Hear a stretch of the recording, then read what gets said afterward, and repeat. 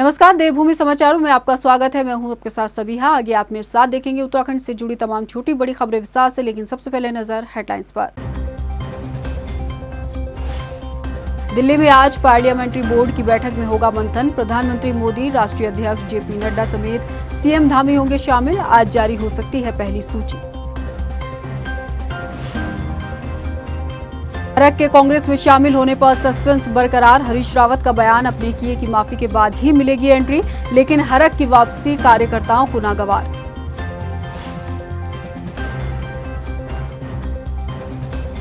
उत्तराखंड में लगातार बढ़ रहा कोरोना का ग्राफ। पिछले 24 घंटे में 4000 से ज्यादा नए मामले, 6 लोगों की हुई मौत।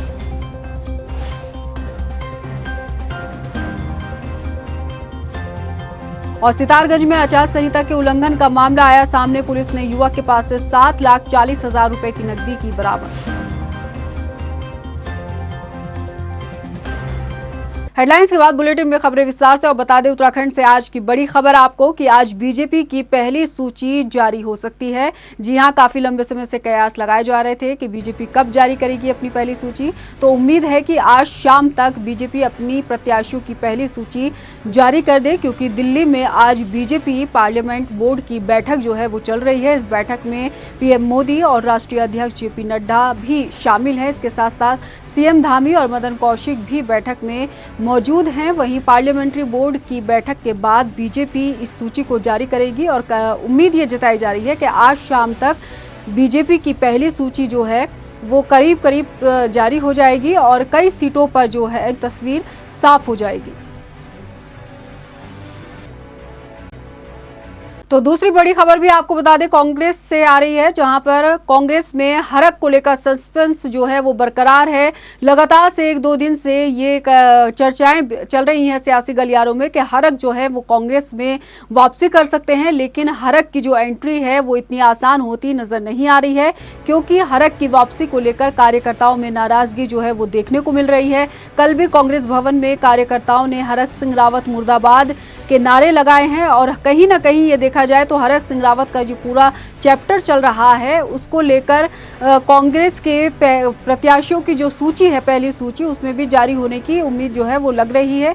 हालांकि ऐसा कांग्रेस की तरफ से बयान नहीं आया है, लेकिन 1-2 दिन अभी कांग्रेस की सूची जारी होने में लग सकता है। वहीं हरक सिंह रावत की मैं बात करूं तो अभी हरक सिंह रावत के कांग्रेस में जाने को लेकर भी सस्पेंस बरकरार है। सीएम पूर्व मुख्यमंत्री हरीश रावत ये कह चुके हैं कि 2016 में जो हरक सिंह रावत ने किया है, पहले हरक सिंह रावत उसकी माफी मांगे, उसके बाद ही कांग्रेस में उनकी एंट्री संभव है। वहीं दूसरी तरफ जो है वो कार्यकर्ता नाराज हैं हरक सिंह रावत की। वो नहीं चाहते कि हरक सिंह रावत कांग्रेस में वापसी करे। ऐसे में बड़ा सवाल ये है कि क्या हरक सिंह रावत कांग्रेस में वापसी करेंगे, क्योंकि बीजेपी से निकलने के बाद हरक के पास कोई और ऑप्शन कांग्रेस के अलावा है नहीं। और अगर हरक सिंह रावत कांग्रेस में आते हैं तो कांग्रेस में भी गुटबाजी जो है वो होना तय है। बीजेपी से निकाले गए हरक सिंह रावत का अगला ठिकाना कांग्रेस ही होगा, ये तो तय है।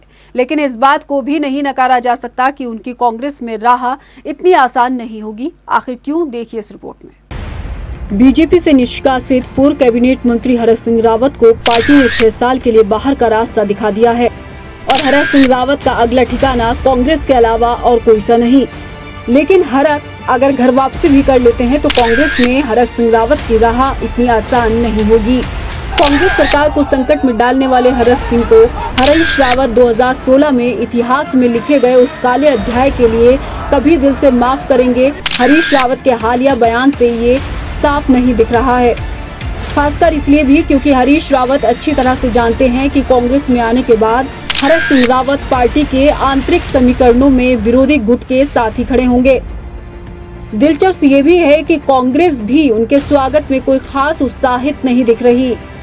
अगर ऐसा होता तो हरक सिंह तुरंत कांग्रेस में शामिल होने की घोषणा कर डालते, मगर काफी दौर के मंथन के बाद भी उनकी घर वापसी दिख नहीं रही। इसके पीछे एक वजह ये भी है कि हर कोई समझ रहा है कि हरक कांग्रेस में शामिल होने के बाद ना चाहकर भी एक गुट बनकर उभरेंगे। ऐसे हालात में उनकी नजदीकी हरीश रावत के खिलाफ सक्रिय गुटों के साथ ही रहनी तय है। हरक और हरीश रावत के रिश्तों की तलखी किसी से छिपी नहीं है। साल 2002 के पहले चुनाव में जब कांग्रेस सत्ता में आई, उस वक्त हरक सिंह रावत ने तत्कालीन प्रदेश अध्यक्ष हरीश रावत के विरोध में ही कांग्रेस में अपने सुरों को बुलंद किया था। अब ऐसे में बड़ा सवाल ये है कि हरक अगर कांग्रेस में आ भी जाते हैं तो हरक और हरीश रावत के बीच क्या तल्ख भरे रिश्ते दूर हो पाएंगे? क्या हरीश रावत हरक के 2016 में किए गए गुनाह को उनका माफ कर पाएंगे या हरक घर वापसी कर कांग्रेस को मजबूत करेंगे? इन सब सवालों के जवाब भविष्य के गर्भ में ही छिपे हैं।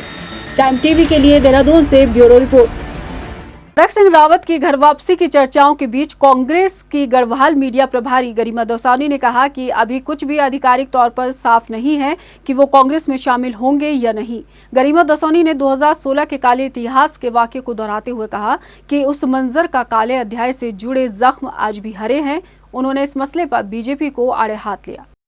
नहीं, अभी इस बात की कोई पुष्टि नहीं है कि उनकी वापसी हो रही है। अभी दिल्ली में बैठकों का दौर जारी है, मंथन चल रहा है इस बात पर और अभी अधिकृत रूप से विधिवत उन्होंने सदस्यता कांग्रेस पार्टी की नहीं ली है।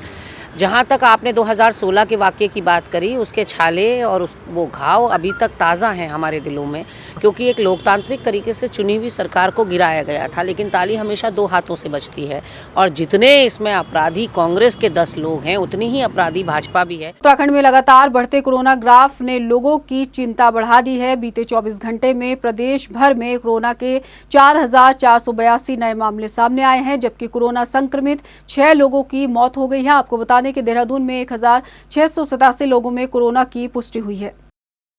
2022 के विधानसभा चुनाव के रण में उतरी समाजवादी पार्टी ने अपने प्रत्याशियों की पहली लिस्ट जारी कर दी है, जिसमें 30 उम्मीदवारों के नाम फाइनल हो गए हैं। साथ ही पार्टी ने दूसरी लिस्ट जल्द जारी होने की बात कही है, जिसमें 25 उम्मीदवारों के नाम पर मुहर लगेगी। इसके साथ ही समाजवादी पार्टी 21 जनवरी से वर्चुअली प्रचार प्रसार पर फोकस करेगी।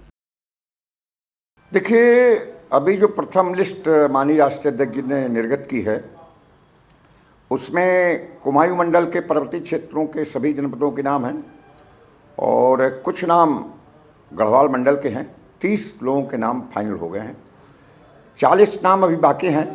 सेकेंड फेज में हमारी लगभग 25 नाम चले जाएंगे और 15 नाम उसके बाद भी हम रोकेंगे। प्रदेश में विधानसभा चुनाव नजदीक है, ऐसे में जनता की प्रत्याशियों से कई उम्मीदें हैं जो पिछले उम्मीदवारों ने पूरी नहीं की और यही कारण है कि रुड़की में पिरान कलियर विधानसभा में क्षेत्र की जनता विकास कार्य न होने पर कांग्रेस विधायक हाजी फुरकान अहमद से खासा नजर आ रही है। जनता का आरोप है कि विधायक ने उनके हित में काम नहीं किए। 10 साल पूर्व फुरकान अहमद ने गाँव में आके कोरोना काल के अंदर कोई आदमी के घर से किसी का हालचाल नहीं पूछा, कोई समस्या नहीं पूछी किसी की भी, और उसने ऐसी कोई सरकारी जैसे सड़क वगैरह है, आप देख लो गांव में आगे चारों तरफ गड्ढे वड्ढे हो रहे और वो रहा। रुड़की में 2022 के विधानसभा चुनाव के लिए ज्वाइंट मजिस्ट्रेट रिटर्निंग ऑफिसर ने सभी दल के प्रतिनिधियों से संवाद किया। संवाद में उन्होंने निर्वाचन आयोग की तरफ से जारी की गई गाइडलाइंस पर भी चर्चा की। इस दौरान सभी दल के प्रत्याशी की घोषित होने के 48 घंटे के अंदर आपराधिक रिकॉर्ड का ब्यौरा देने के लिए भी कहा गया। देखिए, इलेक्शन इज अ प्रोसेस जहां हमें उन्हें इनेबल करना है, तो हमने कोशिश तो ये करी है वो सारे प्राविधानों का वो करेंगे। यदि देखिए उसमें टाइमलाइन रहती हो तो ऑटोमेटिक ट्रिगर्स है, एक्शन विल बी टेकन। अगर कोई भी चीज़ अगर मिस आउट होती है किसी भी पॉलिटिकल पार्टी या कैंडिडेट से, then the action will be taken accordingly as per the letter of the law. विधानसभा चुनाव के मद्देनजर उत्तरकाशी जिले के पुरोला क्षेत्र में आईटीबीपी के जवानों ने फ्लैग मार्च निकाला। फ्लैग मार्च के दौरान जवानों ने लोगों को आदर्श आचार संहिता का पालन करने के साथ प्रशासन का सहयोग और अपने मताधिकार का इस्तेमाल करने को लेकर जागरूक किया। इसके अलावा कोरोना से बचने के लिए कोविड गाइडलाइन का पालन करने की भी लोगों से अपील की गई। पौड़ी में आगामी विधानसभा चुनाव की तैयारियों के साथ ही निर्वाचन आयोग पेड न्यूज पर भी अपनी नजर रख रहा है, जिसके संबंध में निर्वाचन आयोग ने पेड न्यूज को लेकर बैठक की, जिसमें मीडिया के नियम अधिकारों के साथ ही भूमिका पर भी विचार विमर्श किया गया। विधानसभा निर्वाचन 2022 के दृष्टिगत पौड़ी जनपद में जो हमारा निर्वाचन का कार्य चल रहा है, अब तक की जो प्रगति हुई है और निर्वाचन आयोग से जो निर्देश प्राप्त हो रहे हैं, उसका एक जानकारी देने के लिए हमने मीडिया के साथ में आज जो प्रतिनिधिगण हैं उनके साथ चर्चा किया है, उनको जानकारी साझा किया है। प्रमुख बिंदुओं की जानकारी जनता तक पहुंचाने का माध्यम जो मीडिया होता है उनके साथ ये बिंदु हमने डिस्कस किए हैं और आशा करते हैं कि इन सभी बिंदुओं की जानकारी जनता तक पहुंचाई जाएगी। प्रदेश में पुरानी पेंशन बहाली को लेकर प्रदर्शन अमूमन होते नजर आए हैं, लेकिन हल अब तक नहीं निकला। आपको बता दें कि 80,000 कर्मचारियों की निगाहें चुनाव के मद्देनजर पार्टियों के घोषणा पत्र पर टिकी हुई हैं।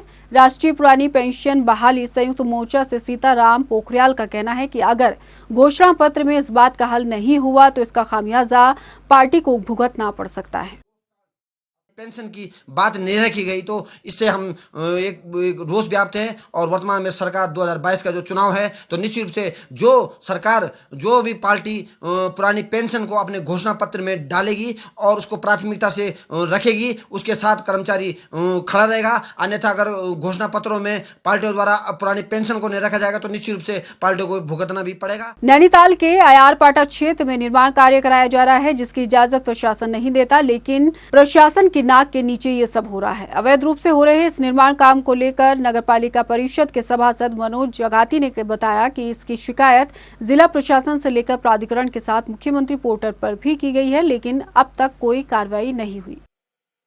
नैनीताल के आयरपाटा क्षेत्र में काफ़ी भारी भरकम निर्माण कार्य चल रहा है ग्रीन बेल्ट में, जो पूर्ण रूप से माननीय उच्च न्यायालय के आदेशानुसार पूर्ण रूप से इस पर रोक है, उसके बावजूद भी चल रहा है। मेरे द्वारा जो है लगातार इसकी शिकायत झील प्राधिकरण और आपके वन विभाग को कर दी गई है, परंतु अभी तक इस पर कोई उचित कार्रवाई नहीं की है, न ही इस निर्माण को ध्वस्त करने के लिए कोई उचित कदम उठाया गया। सितारगंज में वरिष्ठ पुलिस अधीक्षक के निर्देश पर सरकड़ा चौकी पर चेकिंग के दौरान पुलिस ने 7,40,000 रुपए की नकदी बरामद की। पूछताछ के दौरान आरोपी युवक ने अपना नाम राकेश चौबे बताया है, लेकिन बरामद की गई नकदी से संबंधित कोई भी दस्तावेज आरोपी के पास नहीं मिले।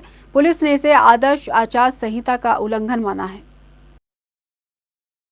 मेरे द्वारा सरकड़ा बैरियर पे पुलिस टीम के साथ चेकिंग की जा रही थी, तो हमारी की तरफ से एक गाड़ी आती दिखाई दी जिसकी चेकिंग की गई, तो उसमें 7,40,000 रुपये बरामद हुए, जिनके उनके पास कोई लेखा जोखा नहीं था। उनसे पूछा गया कि रुपए कहाँ से लाए, तो वो उस बारे में कुछ नहीं बता पाए। आदर्श आचार संहिता लगी हुई है, इसलिए रुपये को सीज किया जा रहा है और उच्च अधिकारियों को सूचना। और अब बात करेंगे मौसम की। प्रदेश में कड़ाके की ठंड ने लोगों के लिए मुश्किलें बढ़ा दी हैं। सुबह के वक्त हो रही कोहरे से विजिबिलिटी कम होने के कारण सड़कों पर गाड़ियों की रफ्तार भी कम हो गई है और हालात पहाड़ों में भी जुदा नहीं है, वहां पर भी परेशानी देखने को मिल रही है। राजधानी में बात करें तो दिन में हल्की धूप खिलने से लोगों को थोड़ी राहत जरूर मिल रही है, लेकिन मौसम विभाग की तरफ से आज से प्रदेश भर में बारिश और बर्फबारी की संभावना जताई गई है। इससे कड़ाके की ठंड आने वाले दिनों में लोगों को और सताएगी। ठंड के मद्देनजर प्रशासन अपनी तैयारियों को पुख्ता कर रहा है। आपको बता दें कि नैनीताल के बीडी पांडे राजकीय अस्पताल में रोगियों के साथ उनके तीमारदारों के लिए भी व्यवस्था प्रशासन ने की है। अस्पताल में हीटर गीजर के साथ ही गर्म पानी भी मुहैया कराया जा रहा है। हल्द्वानी के आरटीओ रोड क्षेत्र में हुई फायरिंग का पुलिस ने खुलासा किया है। एसएसपी पंकज भट्ट ने बताया कि जमीनी विवाद के चलते घटना को अंजाम दिया गया। तीनों आरोपियों को पुलिस ने हिरासत में ले लिया है। इनके पास से पुलिस ने 3 अवैध असलहे भी बरामद किए। अब आगे की कार्रवाई की जा रही है। निश्चित रूप से अगर देखा जाए तो इसमें पुलिस द्वारा बहुत उसके बाद कोई कार्रवाई की गई थी। इसमें 3 अभियुक्त जो थे वो पुलिस द्वारा बहुत जल्दी गिरफ्तार किए गए। उनके पास से जो हथियार थे वो पूरे बरामद किए गए हैं और इस पूरे मामले की जांच एसपी सिटी साहब को इसीलिए दी गई है कि अगर इसमें कोई भी अगर पुलिस की निष्क्रियता दिखाई देती है तो उसके खिलाफ कार्रवाई की जाए। भगवानपुर में निजी कंपनी के लगभग 30 कर्मचारियों को कंपनी ने बिना नोटिस दिए बाहर का रास्ता दिखा दिया है। इस वजह से कर्मचारी पिछले 15 दिनों से प्रदर्शन कर रहे हैं, लेकिन इन कर्मचारियों की सुध ना तो अधिकारियों ने ली और ना ही श्रम विभाग ने जरूरी ही समझा कि इनकी तरफ कोई ध्यान दिया जाए।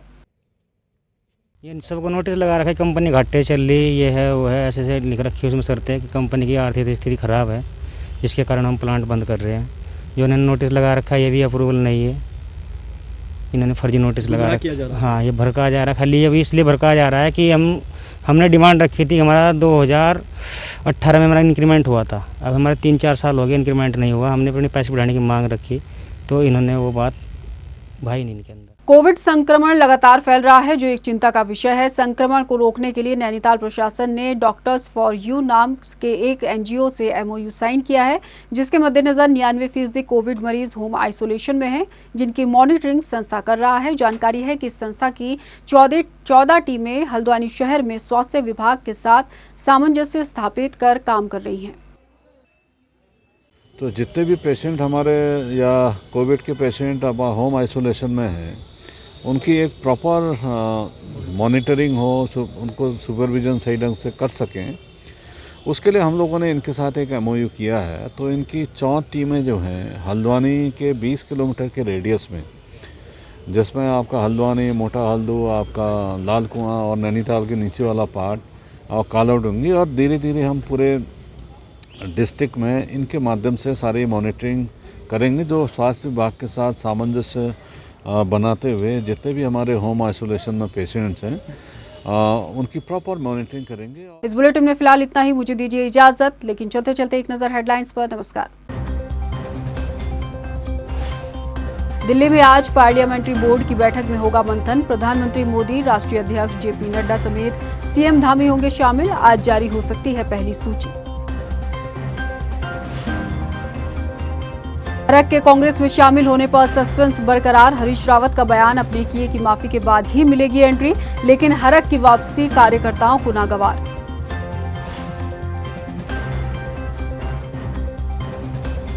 उत्तराखंड में लगातार बढ़ रहा कोरोना का ग्राफ। पिछले 24 घंटे में 4000 से ज्यादा नए मामले, 6 लोगों की हुई मौत।